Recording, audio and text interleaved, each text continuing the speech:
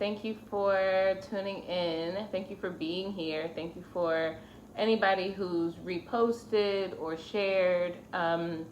Because really the point of this is for information. So anybody who's asked me any questions, that is what the point of this is all for. That's what I welcome. That's what I'm asking you guys to do, if you will. So thank you for joining me. This is episode 4. And it's titled Simply Ready to Buy Your House. When I was thinking about this episode, because it's more so about the process of starting the process where you're beginning to look at houses, when you're just trying to narrow down the house that you want. So at first I was thinking about titling it simply, searching for your house or whatever, but the end goal, when you start looking for a house, it's to find your house. It's not, it's not I just want to test the waters and see what's out there. You can see what's out there from online, StreetEasy, Zillow, Realtor.com, all of those things. So, again, the purpose of this episode is you've been pre-approved, you have an agent, you have a lender, and you are ready to buy. Which is, I think that this is the best part of the house. It gets me the most excited. I wish I could right now, go out and look at a house and potentially be like, oh, this is it. It's a feeling that you get. It's it's hard to even explain. It's almost like when you're dating someone and you just get butterflies throughout the whole process. That's this part of the home buying process. Is finding the house. It's the best part. So let's just dive into it. So again, you've been pre-approved. So now you and your agent, you start looking at things. The way it worked for me is that I didn't even live in the state. I didn't live here at the time that I was buying. So the way my agent and I arranged everything was that I would schedule a Saturday or a Sunday, and I'd come down and we'd just look at 10 to 15 houses. So the first 2 times we did that, she basically took my pre-approval amount, and she took a few zip codes that I knew I wanted to live in, and she, I gave her a basic criteria. So the first 2 times we ended up seeing 15 houses in 2 sessions, because we just, I was short on time. I needed to kind of see everything. And then as I got more familiar and more into seeing a lot of these houses, I knew personally what I wanted to look at. So it got to a point where she wouldn't really send me any houses. I would just be constantly online, and then I'd see something and be like, I want to go see this. But that's, that was weeks into the process. And me being particular and me being very busy and, time is so valuable, I knew that I can find my houses that I want to send to you. You arrange access and we go look at it. That's what works best for me.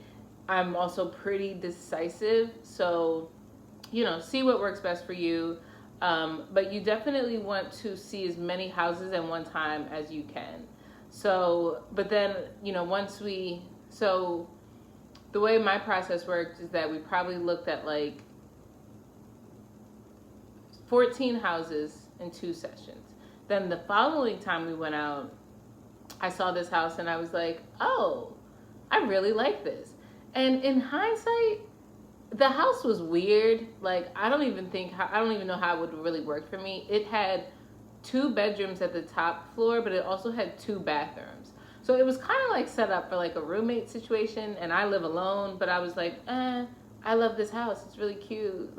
It had this steel detail on the outside that I loved. And so I was like, I want to put an offer in on this house. I say all that to say, I'm glad that house did not work out. Sometimes you fall in love with the smallest detail of a house. It could be oh, I love crown molding, and you walk into a house and it's oh my God, it's crown molding everywhere. It only has 1 bedroom and my requirement is 3, but I really love this house and it's in my budget and it's in a cute neighborhood.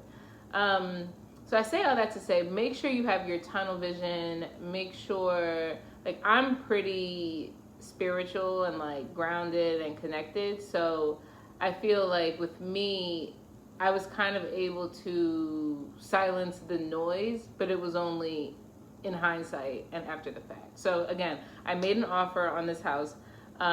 Luckily, they came back and was like, "Oh, someone else wants it. You guys need to like have a bidding war."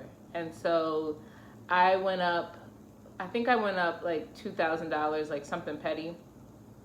And they were like, "You lost." And I was like, "All right." But I do remember like feeling sad. Like this whole process, you get very tied to it. You get like, I remember, but that was just the beginning. Like, it was so much more like heartbreak to come for me. So that was the first house. And you know what else I did with that house that I want to stress to people, especially if you're in an urban area like I am. I made it a point to, like, that neighborhood, I knew that it was like borderline nice and borderline not so nice. So I made it a point to drive by at nighttime. Like, me, you know, I have a dog, I live alone. I was very mindful of that throughout the entire process of like, okay, well, you know, if I get home at 10 o'clock at night and let's say the house doesn't have a nice backyard and I need to walk my dog, am I going to feel comfortable doing that? So you definitely want to see your house at different times. You know, once I found a house that I would set my eyes on, like, I kind of became like this crazy stalker. And like, as I would like run errands or like do something, I'd be like, oh, let me go see the house. Like, let me just see what's going on over there. But I'm nosy as well. So, but I think it works because you get to see something in different, and like what's the word I'm looking for? Oh, I can't think of it. But like unstimulated. I think that's the word I'm looking for. Like, going to look at a house, you know, it's a perfect time, but you want to see it when it's like things aren't so perfect. So that was the first house. One thing I want to talk about before I dive into like my second and then my third offer, there's certain things that you want to look out for when you're viewing houses. And I remember my cousin gave me some great advice, like, and granted, this is for if you love a house. I'm not saying every house you walk into, you need to check for these things. But if you really like a house, you want to like peel back layers and find out what's going on. If you see a lot of like rugs and huge like not carpet, but if you see a lot of like area rugs, and you can tell that the house wasn't like brand new, like just redone, look under those types of things. Like, look under rugs for anything like shady or like crazy. You always want to look in closets, and like corners of like the room, because you may find mold. You want to look for like little splits in bathrooms and things like that where you can tell that water has seeped through. Here in Baltimore City, depending on when your house was built, where your house is located, you might only want to have a sump pump. You might want to make sure you do have a sump pump. Like, and that's something that my realtor told me. So that's why, you know, stressing the importance of a realtor who knows what they're doing, who's seen a ton of stuff, because you want them to kind of tell you things that you should know per area, the area that you're in. So those are things to look out for. I think those were like the biggest glaring things to me. So then my second house, this one was a gag. So at this point in the process, I had probably seen I felt like I had seen almost everything on the market. So we were actually waiting for new things to come out. And then I would like take a bus down from New York. We'd go look at it. I'd make a decision. So at this point in the process, I was getting a little desperate, I guess. And even though it had only been 2 weeks, it's something that's so consuming. You know, your mind is just like, where's the house? Where's the house? Where's the house? So I was ready to finally settle on this. So we look at this house. So I had got pre-approved for $250,000, right? The house was for $269,000. And so I was like, but oh my God, it's beautiful. It's like a beautiful neighborhood. It's like tray ceilings. It's a backyard. It's just everything I could ever want in a house. So we go to look at it. I fall in love. And so I'm like, I want the house. So I had to call my lender. They had to I guess up my limit, but they did it. Because again, they don't care about your finances and whether or not you can pay your bills, because they just will snatch your house right back. So this second house was a huge lesson. So the first lesson that I should have peeped was when I made my first initial offer. My lender, when my lender and I looked at the house and we went in the basement, it didn't have a washer and dryer. And my agent was like, Ryan, I don't know how a washer and dryer is going to fit down these steps. And I'm looking and I'm like, damn, these steps are really tiny. They're probably not even up to code, but I don't care. So then we were so we made an offer, which is why it's so important to be on your P's and Q's while you're looking at the houses. Because when you make an offer, you can make it for less, or you can make it contingent upon XYZ. So I made an offer contingent upon they would supply a washer dryer, I think, or they would take some money off for me to supply a washer dryer. So they come back and they were like, we're gonna put an extra $10,000 on the sale price of the house, and we'll put a washer dryer in. So me falling in love with this house, my agent was like, Ryan, that's a horrible deal. No. And I was like, well, it's over the course of 30 years. I had did the math, and I'm like, it's probably $15 a month for 30 years extra. Why not let them do this? So she's like, I don't think we should do it, but okay. So we put the offer in and it got accepted. So now I'm accepted for this house, $270,000. My mortgage would have been about $1,900, but I was like, I'll figure it out. I'll figure it out. So then came time, I was trying to move a little quick. So I got my appraisal and I got my home inspection done at the exact same time, because you have to order it, if you will. People are busy, so you have to you order your appraisal for on a Monday, but they may not come out till the next Sunday. And in the home buying process, time is money. So I was advised to order the appraisal and the home inspection at once. So that's what I did. So the appraisal comes back, and the appraisal was $500, and then the home inspection was $500, and that's out of your money. So I ordered both of those. And then I had a really tough inspector. My agent was she's like, there's this inspector that's no one likes working with him because he's so strict and specific and such a stickler with houses. I'm going to bring him to you. That way you really know what you're getting into with this house. So the inspector comes, and long story short, the inspector was basically look, I can't tell you what to do, but this house is practically a living fire hazard.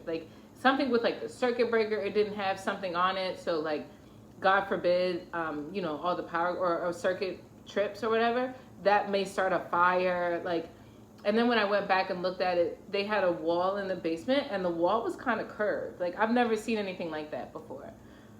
But the good thing about the house buying process is that when you go through the home inspection, let's say you say to the owner, so I probably had 120 items on my home inspection list that we were asking for the seller to fix before I moved in. And so the good thing with this part of the process is that if the seller decides oh no, I don't want to do this, or I'll do 5 of these things but not the other 35, you're allowed to walk out of the deal at that point. Even though you've technically already signed contracts, it states in your, then again, but make sure you're reading. I did read every contract I signed. But typically the contract will say within 10 days after the home inspection, the seller or the buyer has to go through a negotiation phase to figure out who's going to fix what, who's going to be responsible, if money will be added or discounted to your sales price, or in some cases, the buyer may have to add money to the price of the house because they want that owner to fix these things. Okay, that was it. So basically, I was heartbroken because it was the most beautiful house, the most beautiful neighborhood, and it was just a mess. Like they did not pull not one permit. Like it was pretty bad. And I thought to myself, if I'm spending already $1,800 on a mortgage a month, I do not have time to be fixing. This seems like I'm going to be fixing stuff all the time if the people who put up the wall can't even do a straight line on a wall. Like, where do you see that? Like, this isn't a fun house. Like, why is my wall bent and curving? So that was the second house. And again, I had fallen in love. I was heartbroken. Like, that one really, at that point, I got to a point where I stopped talking to people about my process because you would get to the point where you're telling people like, oh, I found a house, I put an offer, I signed contracts, like it's mine. And then 10 days goes by and then the home inspection comes and then you're like, I can't take this house. So, but I say all that to say, I ended up losing $1,000 that second house because I had paid for the appraisal, I had paid for the home inspection. So if you can afford to wait a little second, get your home inspection first and then your appraisal. And make sure you get a tough home inspector. You want somebody who's tough. You want somebody who is really like a stickler for every little thing. Like you want somebody who's kind of OCD.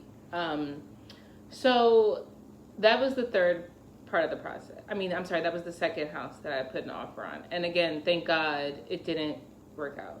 So then we reached a point where, again, I had seen everything that was on the market and we were kind of just waiting. Like I was just checking websites every day, see what came out, and we'd look at one or we'd look at two. So one day I'm at work stalking these websites and I see the house that I live in now, it came on the market. So I was like, oh my God, can we go see this today? Like I'm ready. So we looked at it that day. And I did one tour, and I remember we were upstairs in the bedroom, and I was looking out the window, and I saw that like it was another agent outside waiting to show someone else, and I was like, oh my God, like people are really like, I want this house, like they need to leave. So then my agent was like, okay, well tell me that you want to put an offer, and let's put an offer in. So this house, I put an offer on it the same day it hit the market. That same day it was approved, which kind of in hindsight really just shows you how like aligned things are when you're doing things right. Like the first house, I had a bidding war. The second house, we had the washer dryer debacle, like, and then the home. So this house was the only house that it was like, oh, okay, like she's approved. It's okay. She's good to go. So I was shook by that.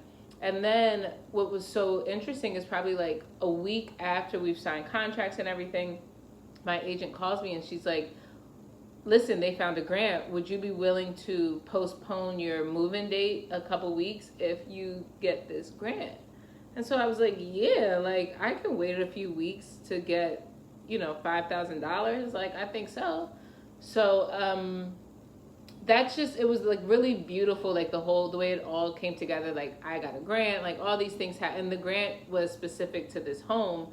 So that's why I say make sure you do your research, because the two other houses I looked at, they could have very well got that grant, but it wasn't on my radar and I didn't know about it. So make sure you are doing your research so that you know what you can have. And the good thing with the grant process is that oftentimes you can't even start the grant process until you found the home. So I feel like sometimes you have that like chicken and the egg scenario where it's like, oh, I want to apply for a grant, but I don't have a house. What do I do? Like, how does the timing work? So most times you start the grant process after you've like made an offer and you've signed contracts on a house.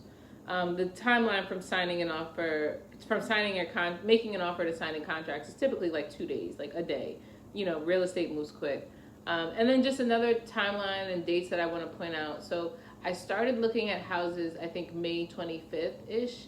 And then, dealing with those two houses, that took like a week or two off my timeline because I was, thinking I was getting those houses, especially the second one, that probably took like 2 weeks off of the timeline.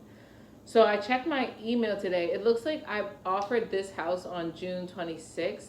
Um, I was approved, like June 28th. And then even with the grant process, I moved in like early August. So it's really quick. Like from the time you make an offer, you could be moving in 30 days. Like banks, typically they say 30 to 45 days for the closing process, but banks move so quick now that a lot of them are able to do like when I did a refinance, we had like a 20-day close. Like they move quick. So make sure you're ready to move quick as well, because you have to have the full balance of what you owe. You have to have that in your account by the time you go to closing. And when I went to closing, it was super simple.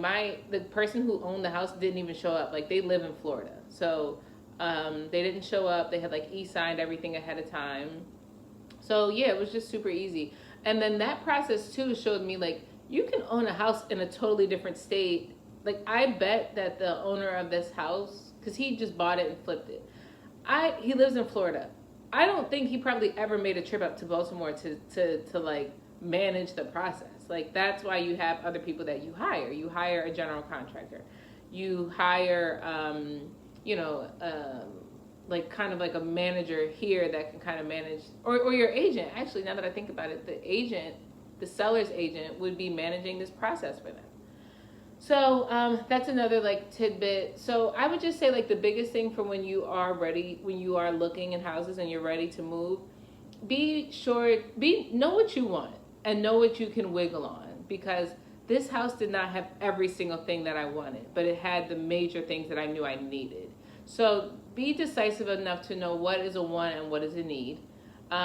Be quick enough to see something and be like, I'm going to offer this today.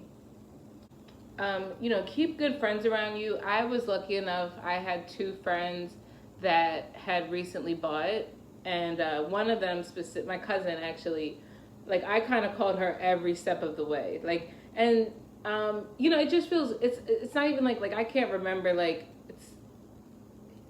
even if it's not like something concrete and groundbreaking, it's just good to have like someone who's been through the process to like share what they've been through, or just someone to kind of relate to, because it is a stressful process. Again, I very well went through a phase where I just, people would ask me, oh, how's it going? And I'd be like, it's going well. Like, I decided I'm not going to talk about it actually until, something concrete happens. So that's also totally okay. It's